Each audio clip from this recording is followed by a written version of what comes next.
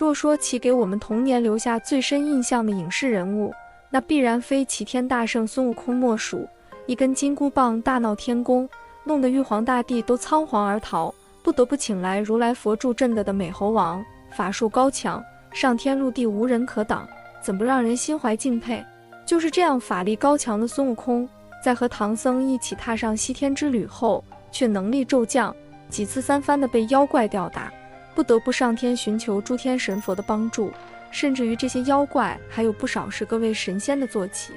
凡此种种不可胜数，让人只能感叹天庭的底蕴还是很深厚的呀。不过这些妖怪大多只不过是能和孙悟空匹敌，有时还得借助法宝的帮助，但天竺国遇到的九灵元圣是真真切切的能够凭实力碾压孙悟空，弄得孙悟空狼狈不堪。然而这样法力高强的大妖，为何甘愿给太乙救苦天尊当坐骑？原因其实很现实，与其他梦想着吃唐僧肉的妖精不同，九灵元圣对于唐僧没有任何兴趣。之所以和孙悟空对上，还是因为他那几个被孙悟空打死的不孝子孙。话说孙悟空一行人等路经天竺国玉华县的时候，笃信佛教的玉华王热情地接待了他们，还对他们大加称赞。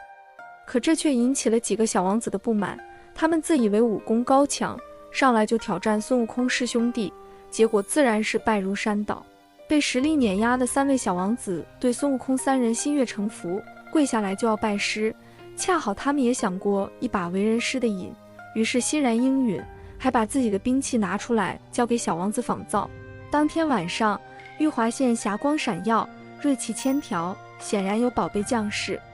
附近的黄狮精看到之后贪心一动，立刻带着几个兄弟潜进了兵器房，将3件兵器全部偷回了家。第二天一早，看着空空如也的兵器房，别说是玉华县的人欲哭无泪了，就连悟空等人都怒了。他们3兄弟护送唐僧西天取经，没有趁手的兵器，无异于是少了一条手臂。于是他们二话不说，立刻找上了门，一把火将6个黄狮精全部送上了西天。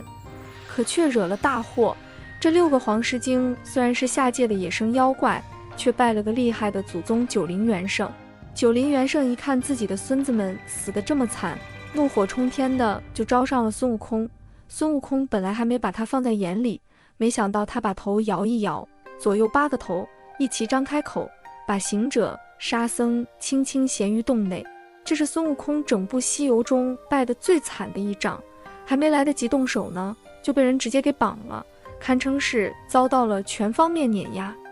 由此可见，这位九灵元圣确实是个法力高强的大妖。然而再大的妖也是坐骑，也得听主人的话。被碾压的孙悟空实在无法，又得知了九灵元圣乃是太乙救苦天尊的坐骑，于是就找上了天，求太乙天尊出手。太乙天尊一听是自己的坐骑，下界作乱，立刻就叫来了师奴，这才得知师奴喝了酒，以至于放了九灵元圣下界。既然是自家的坐骑闯了祸，太乙天尊自然不会袖手旁观。可令人大跌眼镜的是，他只不过是一句元圣，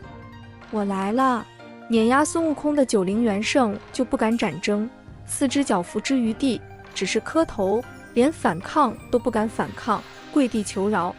更绝的是，就连一旁小小的师奴一把握住象矛，用拳着向上打够板石，打得手都疼了，他也不敢反抗。可见他有多敬畏太乙天尊这个主人，就连一个小小的师奴也能仗着太乙天尊对他动手。可这就很奇怪了，九灵元圣并非什么没有能力的小妖，动起手来连孙悟空都敌不过，为何却甘愿做太乙天尊的坐骑，还对他如此恭顺呢？其实原因非常现实，九灵元圣甘愿做太乙天尊的坐骑的原因主要有3条，条条都相当现实。一来，太乙天尊号称救苦天尊，发宏愿要救治天下受苦受难的生灵，值得人尊敬追随。九灵元圣是个天生的善灵，这和太乙天尊救苦救难的人设天然相合，做他的坐骑，助他救苦救难，也是上天注定。二来，太乙天尊的实力远胜于九灵元圣。从道教体系来说，太乙天尊是5大天尊之一，地位和实力仅次于道教老祖三清，是玉皇大帝统治众生的左膀右臂。能够拥有这样的高位，太乙天尊本人的实力必然是深不可测。九灵元圣见他时，甚至完全兴不起反抗的心思。无论是人还是动物，都是慕强的。九灵元圣虽然法力高强，但远远不及太乙天尊，给他做坐骑也并不是什么丢脸的事。相反，做他的坐骑，得到他的指点，实力更上一层楼，对他这样的妖怪而言，堪称是一种幸事。三来，西游世界中的妖怪的地位实在是太低了，不找一位天庭的大腿抱，实力再高也迟早要完。纵观西游，不难发现，死在孙悟空金箍棒下的大多都是下界无依无靠的野生妖怪。至于其他有背景的妖怪，像什么神仙的坐骑啊、童子啊，乃至于如来的舅舅大鹏鸟啊，就算犯下再大的错，吃了再多的人，孙悟空也不敢动它，只能将它交还给主人。回了天庭之后，这些有背景的妖怪，只要受些不痛不痒的罚，甚至连罚都不用受，就能够继续在天庭过自己的小日子，可比那些野生妖怪不知道幸运多少倍了。九灵元圣实力虽高，但不投奔天庭做个坐骑的话，在下界根本没有出路，还容易被除妖除掉。